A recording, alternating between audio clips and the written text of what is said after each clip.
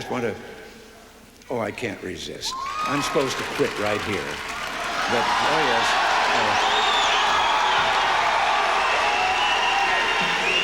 But in view of the fast things that I just said, I don't know whether you know it or not, but I have a new hobby. I am collecting stories that I can actually prove are told among the Russian people. They make them up themselves, they tell them between themselves, reveals they got a great sense of humor, and they've also got a little cynical attitude about things in their country. And one of these stories, the one I'm going to tell you, I told to General Secretary Gorbachev, and he laughed. The story was an American and a Russian arguing about their two countries, and the American said, look, in my country, I can walk into the Oval Office, I can pound the president's desk and say, Mr. President, I don't like the way you're running our country. And the Russian said, I can do that. The American said, you can? He says, yes. I can go into the Kremlin, to the General Secretary's office, pound his desk and say, Mr. General Secretary, I don't like the way President Reagan's running his country.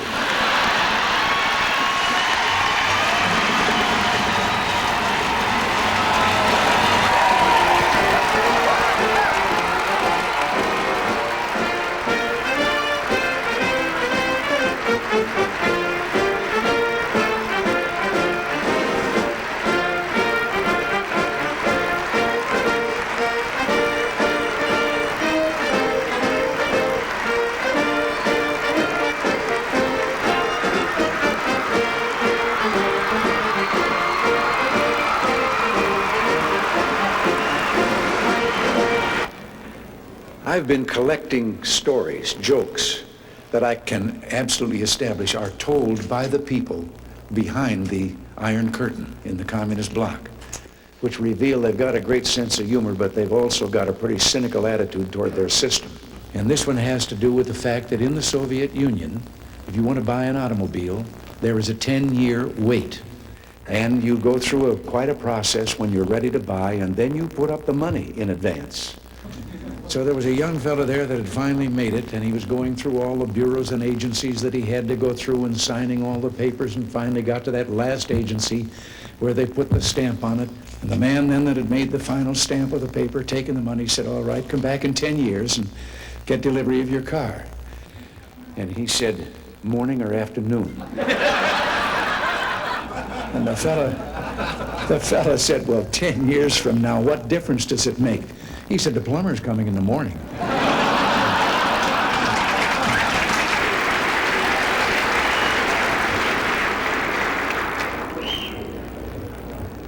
Mr. Speaker, Mr. President, distinguished members of the Congress, honored guests, and fellow citizens. Today marks my first State of the Union address to you, a constitutional duty as old as our republic itself. President Washington began this tradition in 1790 after reminding the nation that the destiny of self-government and the preservation of the sacred fire of liberty is finally staked on the experiment entrusted to the hands of the American people. For our friends in the press who place a high premium on accuracy, let me say, I did not actually hear George Washington say that.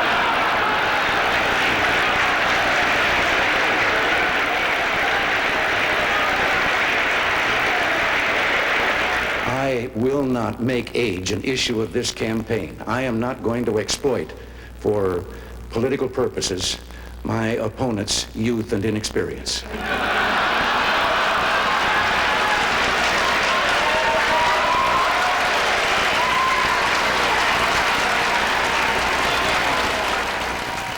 You know, I received an invitation that said, please come to Ellis Island July 4th for the 100th birthday celebration of an American institution. Somebody goofed. My birthday isn't until February. And it really won't be my 100th, although I've been around for a while. I can remember when a hot story broke and the reporters would run in yelling, stop the chisels. Now, I know that a lot of you have been having some fun with my advancing years. You even tied my recent surgery to my age. Well, I got to be honest with you. I had that same operation when I was young, and it felt so good I wanted to have it done again before I was too old.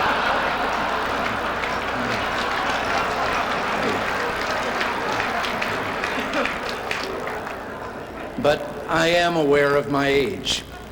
When I go in for a physical now, they no longer ask me how old I am. They just carbon date me. Reminds me a little bit of a Cub reporter. You knew that something would remind me of a story. A Cub reporter whose first solo assignment was interviewing a fellow who was just going to have a birthday that made him the oldest person in town. And he got to the address. It was an older building out in the outskirts of the city, and an elderly gentleman ushered him in. He sat down, and the reporter determined he was the man, and he said he was there for the interview, and he led right to the matter about how old are you, and the man said 96. He said, to what do you attribute your longevity? And the fellow said, I don't smoke, drink, or run around with wild women. And at that moment there was a crash from upstairs, and the reporter looked up and he said, what was that? The old boy said, oh, that's Dad, he's drunk again.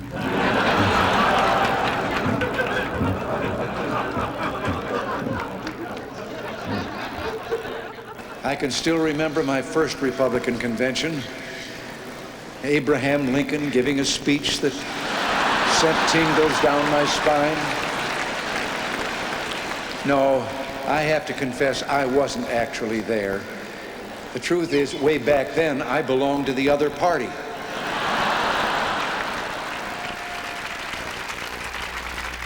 Thank you all so very much. In all the 36 anniversaries of my 39th birthday, this has certainly been the most memorable.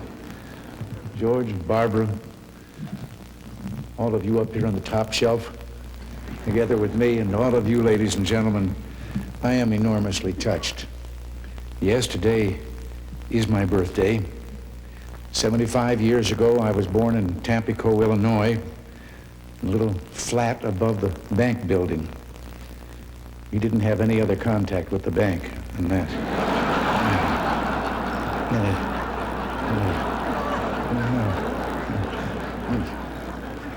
Now, here I am, sort of living above the store again.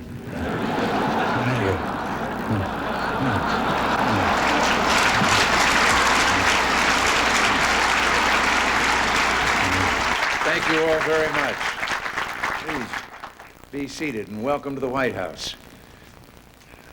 I always feel self-conscious when I say that, and I say it every time I'm in here, but somehow technically, and that just kind of explains some of the problems of government, that this old executive office building is part of the White House. I haven't put my clothes in a single closet over here.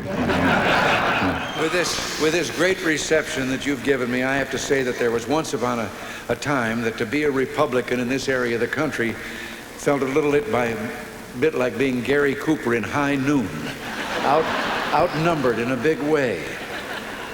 But I remember the story of a fellow who was running for office as a Republican, and he was in a rural area and it wasn't known to be Republican, and he stopped by a farm to do some campaigning.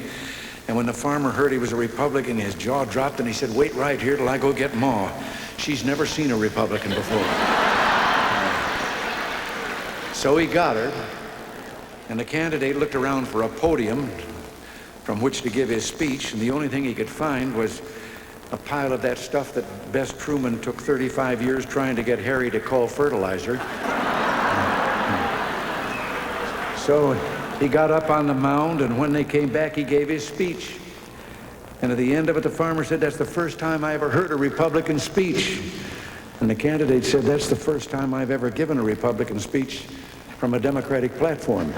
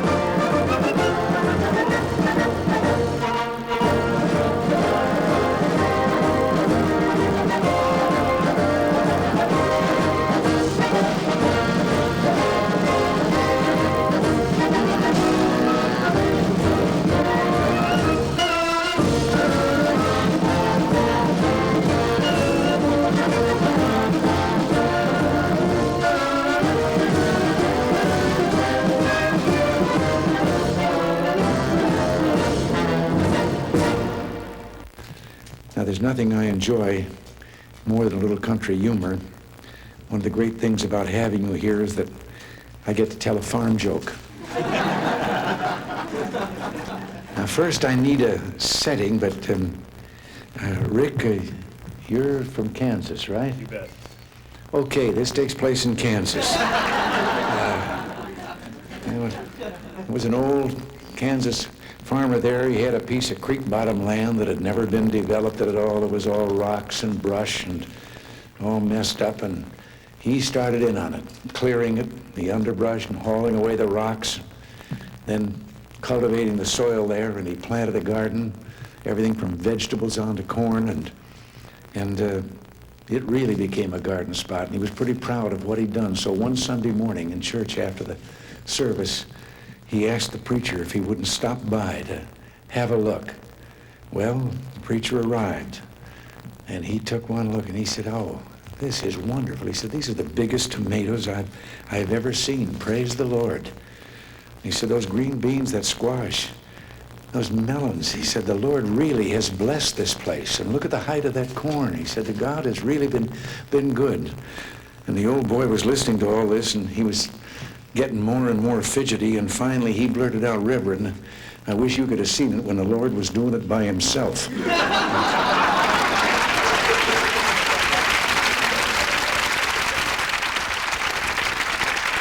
I do understand something about farmers' problems. I remember some years ago when Ezra Taft Benson was the Secretary of Agriculture, and he was out in a time of hardship, meeting with some farmers and hearing some of their problems. And one particular place, there was one man that was really giving them a bad time. His complaints were numerous, and he was going on about them, and finally Ezra turned to a staff member and looked at some notes that were shown him, and then turned back and said, "Well, now, wait a minute. You didn't have things all too bad here. Last year you had 29 inches of rain." And the man said, "Yes, I remember the night it happened." But this is the story of a realtor who was out driving on a back road on his way to look at some property, and suddenly noticed down beside him was a chicken keeping pace with him, and he was doing 60 miles an hour. And suddenly the chicken spurted out ahead of him, and it looked to him as if the chicken had 3 legs. And then it turned and went down a sign road and into a barnyard, and the driver turned down that lane, drove into the barnyard. There was a farmer there, and he asked him, he said, "Did you see a chicken go by here?" And the farmer said, "Yep." He says, "Did it have 3 legs?" And the farmer says, "Yep. I raise them that way. I breed them." He says, "You do?" He said, how come?" "Well," he said, "I just love the drumstick, and Ma always liked the drumstick, and now Junior's come along, and he likes it, and we just got tired of fighting over it, so I've been breeding 3-legged chickens." And the driver said, "Well, how do they taste?" He says, "I don't know. I haven't been able to catch one yet." I feel a little bit here like the man who was the farmer that was driving his horse and wagon to town for a load of grain and had a head-on collision with an automobile. He was lying there seriously injured. Even some of them were permanent disabilities. And later followed the usual legal procedures with the insurance company and all, and he was on the stand, and a lawyer said to him, "While you were lying there at the scene of the accident, didn't someone come up to you and ask you how you were feeling, and didn't you answer that you never felt better in your life?" Well, he said, yes, I guess I remember that happening. Well, later on redirect, another lawyer was asking the question, and he said, "What were the circumstances when you gave that answer as to how you felt?" Well, he said, "I was lying there," and he said, "a car came up and a deputy sheriff got out. He said, my horse was neighing with pain and kicking. He had 2 broken legs. The deputy sheriff put the gun in his ear and put the horse out of his misery. He said, my dog had a broken back and was whining with pain, and he went over, did the same thing, put there and shot him. And then he came over to me and said, now, how are you feeling?" It seems that 25 of San Francisco's top bootleggers, this is a little story to illustrate what I've just said about candor. They were arrested back there in those days of the Volstead Act, and as they were being arraigned, the judge asked the usual question, of course, about their occupation. And the first 24 were all engaged in the same professional activity. Each claimed he was a realtor. And then he got to the last one, the 25th, and says, "And what are you?" He asked the last prisoner, and the fellow says, "Your Honor, I'm a bootlegger." And the judge was surprised, but he laughed, and he said, "Well, how's business?" He said, "It'd be a lot better if there weren't so many realtors around." It reminds me a little bit of a story, and I hope I haven't told you this story before. But if I have, you got to remember that life not only begins at 40, but so does the tendency to start telling stories over and over again. And if I've told this story to you before, just be kind. Remember that when you pass 40, you begin to have a tendency toward lumbago and telling the same story over and over again. You know, I like to tell a story. If you've heard it before, if I've told it before, just remember that after age 40, you have a tendency to tell the same stories over and over again. Because you've got to remember that life not only begins at 40, but so does lumbago and the tendency to repeat the same story. But this is a story about, it was an automobile accident. There was a man stretched out there, and a woman was bending over him, trying to give some aid, and the crowd had begun to gather, and a man elbowed his way through the crowd, shoved the lady aside, and said, "Let me at him. I've had first aid training." And she meekly stepped back, and he went to work with all the things that he'd learned. And then at one point, she tapped him on the shoulder and said, "When you come to that part about calling the doctor, I'm right here." About a businessman who, just down at the entrance of his building, there was an elderly lady selling pretzels, and every day he'd go by and he'd put a quarter down and never take a pretzel. Go on in. He was being very charitable, and this went on for some time. And he came along one day, put down his quarter, and she took him by the arm. And he looked at her and he said, "Oh, you probably want to know why for this full year I've been leaving 25 cents on the plate and not taking a pretzel." And she said, "No, I just wanted to tell you that pretzels are 35 cents now." This fellow was so successful that he was opening a branch office, and he decided to order a floral decoration for the occasion. When he got to the opening, he was shocked to see that the inscription on the floral flowers read, "Rest in peace." And on his way home, he stopped at the flower shop to register a complaint. And the shop owner heard him out and then said, "Well, take it easy. Things aren't that bad. Just remember that someplace today there's somebody opening something up, and it says, 'Good luck in your new location.'" Some of these cynical professional pessimists remind me of the story of a young performer who was auditioning for a hard-bitten theatrical agent. He wanted to get into vaudeville. And the agent, sitting out there in the theater all by himself with his cigar, said to the kid, "Okay, kid, let's see what you can do." Well, the young fellow walked up on the stage and then suddenly just took off. And he flew up and over the balcony, circled a couple of times, flew around the ceiling, came back to a perfect landing on the stage and took a bow. And the agent took the cigar out of his mouth and said, "Okay, kid, what else do you do beside bird imitations?" Down in Texas during the 1976 primary, they had me out knocking on doors. And I remember one kind of rural area. I'd been governor of California, but I wasn't all that well known in Texas, and I knocked on the door, and an old fellow in his undershirt and jeans came to the door, and I told him I was running for president, and having been in the occupation I'd been in for a number of years, I was kind of surprised when he asked me what I'd done for a living. And I told him I'd been an actor, and then he asked me what my name was. And I thought, well, maybe if I give him a hint. And so I said, well, my initials were RR. And with that, his face lit up, and he turned and he ran back into the house, and he was yelling, "Ma, Ma, come on out here quick. Roy Rogers is outside." I'm mindful, too, that bringing things to a good conclusion is always a tricky business. You were told that I was a sports announcer, WHO Des Moines. Well, back in those days, the great evangelist Amy Semple McPherson was making a tour of the country holding revival meetings, and one of them in Des Moines. Now, the station thought it would be a good idea, an enterprising public relations man, to interview Amy Semple McPherson. But why they picked a sports announcer to interview that noted evangelist, I'll never know.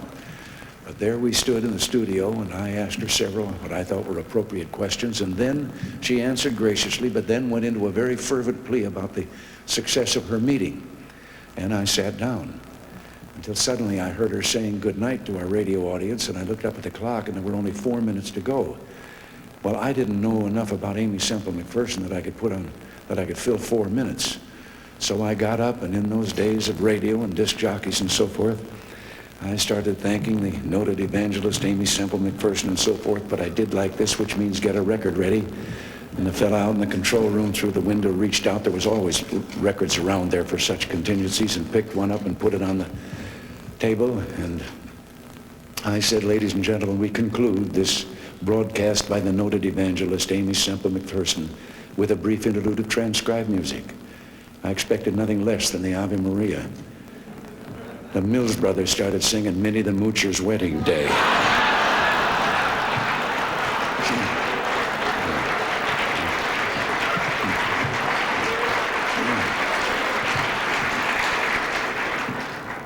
She never did say goodbye. She just slammed the studio door as she went out. I also feel a certain kinship with those of you who are members of the clergy. Now, this is a comparison that isn't always made, but politicians and clergy do have a lot in common. We both have to make speeches and keep our audiences interested.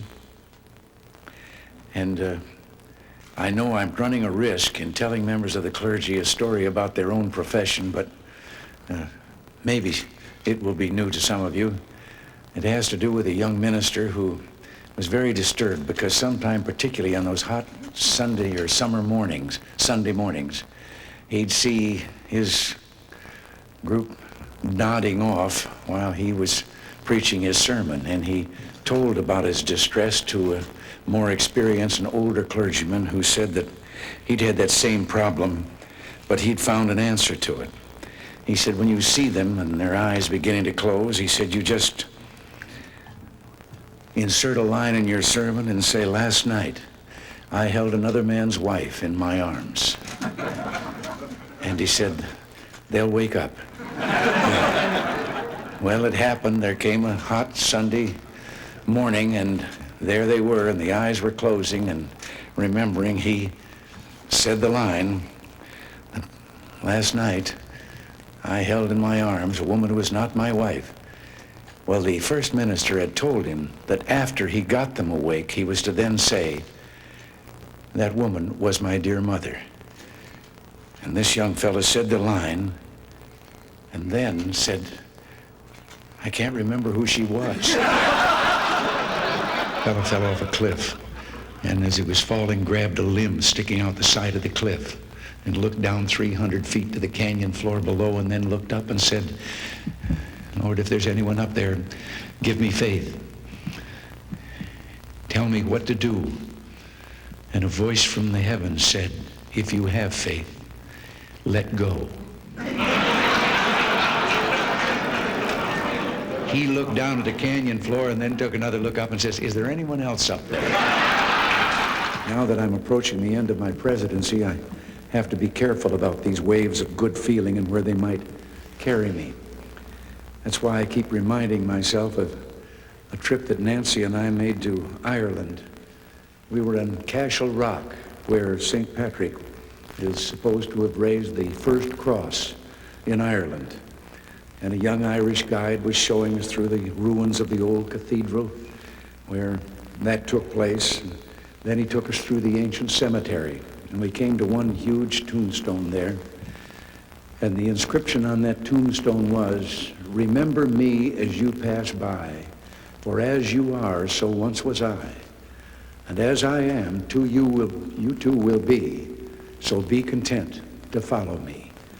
And that had proven too much for some Irishmen who had scratched underneath the inscription on the stone. To follow you, I am content. I wish I knew which way you went. I have to pause for a second. I've already told this to some of you, but to tell the rest, because I know that Father Hesburgh is here in the room someplace from Notre Dame.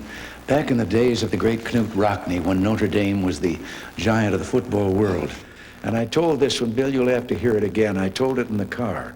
There was a great football coach named Knut Rockne at Notre Dame University. And he had a turnout of so many men that he knew he would have to dismiss many of them before long. And he decided to kind of accelerate this selection system. So he got a soccer ball, and he gathered them around. And he said, now, this is a soccer ball. And he said, just to kind of get started, and he said, I want you to remember, football is a game that takes courage. He said, I'm going to divide you up into two groups. And then we'll put the ball down between you, and the idea will be to kick the ball, to try and kick it over the other fellow's goal line. Now, he said, in the course of this, remember, you may have to kick a few shins. But he said, remember, football is a game of courage. And then he looked down, and the ball was gone. And he said, wait a minute, who took the soccer ball? And the littlest guy in the front rank on one side said, never mind the ball rock, when do we start kicking? You know, a favorite story of mine, I always remember one of the favorite stories, which puts me in mind of another story. It reminds me a little bit of the story of the man that took his young son-in-law out and was going to introduce him to golf, and told him all that he had to do and teed up the ball, and the kid took a swing and he missed the golf ball entirely, but hit a ant's nest there and into the air, and so lined up and took a crack at it, and again hit another gouge out of the ant's nest, and now there were ants flying all the way through the air, and as he lined up for the third try, two ants peeked out of the crater that he'd left, and one of them said, if we want to survive this, we better get on the ball. But I've always thought of the importance of communication and how much a part it plays in what you and I, what all of us are trying to do. And one day, a former place kicker with the Los Angeles Rams, who later became a sports announcer, Danny Villanueva, told me about communications. He said he'd been having dinner over at the home of a young ball player with the Dodgers. The young wife was bustling about getting the dinner ready. They were talking sports, and the baby started to cry. And over her shoulder, his busy wife said to the ball player, change the baby. And he was a young fella, and he was embarrassed in front of Danny, and he said, what do you mean, change the baby? I'm a ball player. That's not my line of work. And she turned around, put her hands on her hips, and she communicated. She said, look, Buster, you lay the diaper out like a diamond, you put second base on home plate, you put the baby's bottom on the pitcher's mound, you hook up first and third, slide home underneath, and if it starts to rain, the game ain't called, you start all over.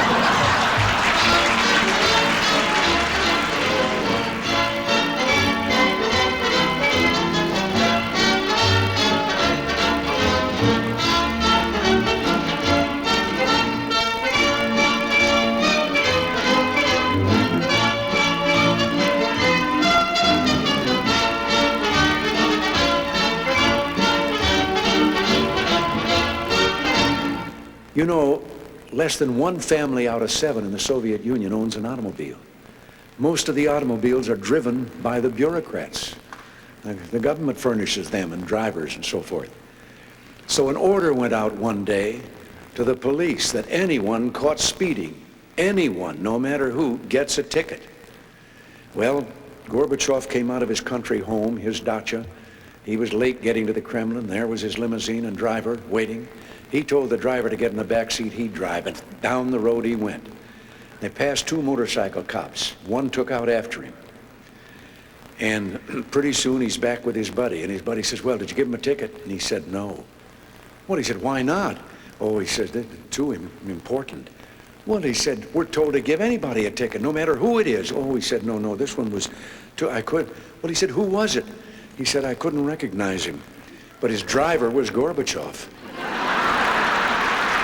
One of the more recent ones that I heard was about the man walking along the street at night, Moscow. Soviet soldier called to him to halt. He started to run. The soldier shot him. And another man said, why did you do that? Well, he said, curfew. Well, he said, it isn't curfew yet. He said, I know. He's a friend of mine. I know where he lives. He couldn't have made it. I heard one about a fellow who went to the KGB to report that he lost his parrot. The KGB asked him why he was bothering them. Why didn't he just report it to the local police? Well, he answered, I just want you to know that I don't agree with a thing my parrot has to say. Which makes me think of a story. Everything makes me think of a story. About 3 dogs, an American dog and a Polish dog and a Russian dog. They were all having a visit, and the American dog was telling them about how things were in this country. He said, you know, you bark and you bark long enough, and then somebody comes along and gives you some meat. And the Polish dog said, what's meat? The Russian dog says, what's bark?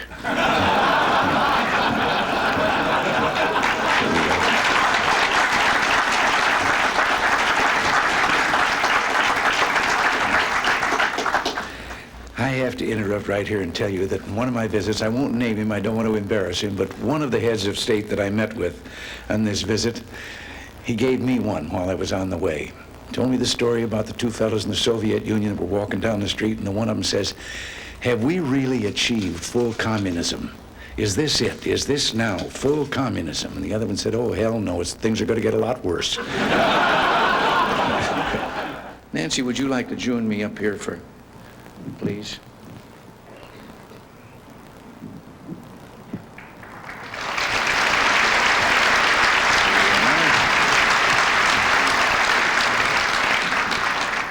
I know it's getting late, dear, but it's not often that we have so many people who've written about us and broadcast about us all together in one room like this, and I thought you might like to say a few nice words to them.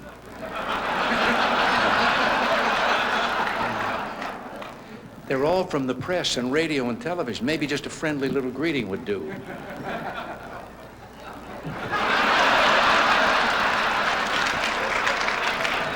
How about just a word or two, something friendly, even one kind word? I'm thinking. Seriously, my friends, as always, we've had our share of laughs tonight at one another's expense, which is as it should be in a city where the issues are important and the passions run so deep. Maybe the fun and good nature of evenings like this is a good place to start. So thank you for your hospitality, and thank you for inviting us.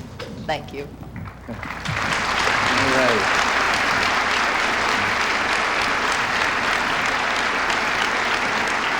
Thank you all very much. Thank you very much.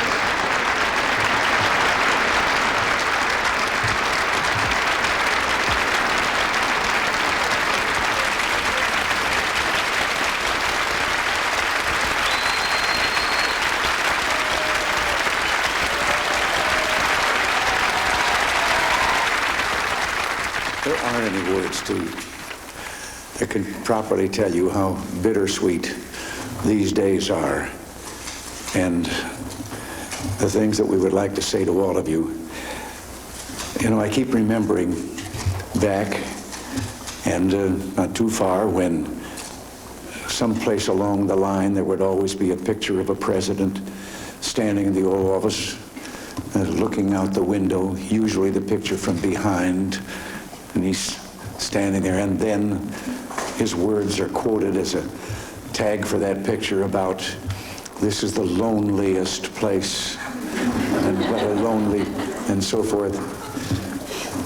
I don't know about them. I haven't been lonely 1 minute.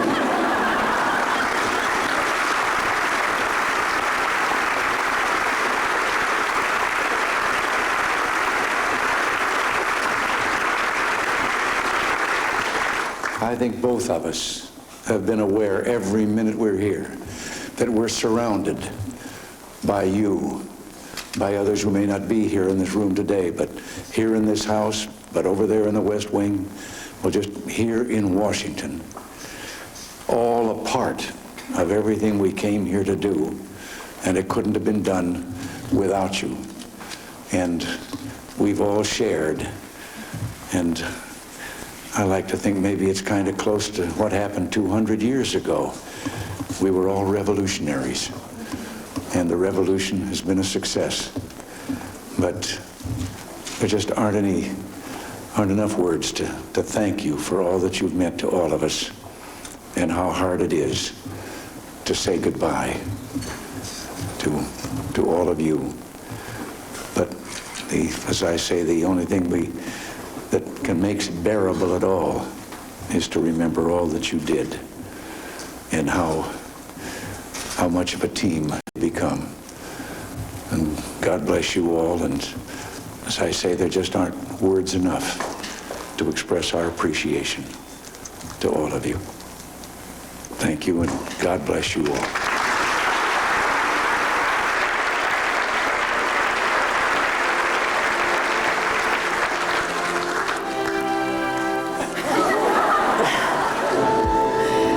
Elaine said I should say something, but I'll never get through it. See?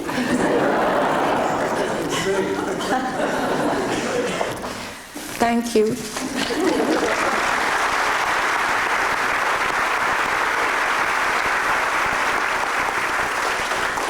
I think the band was going to play something.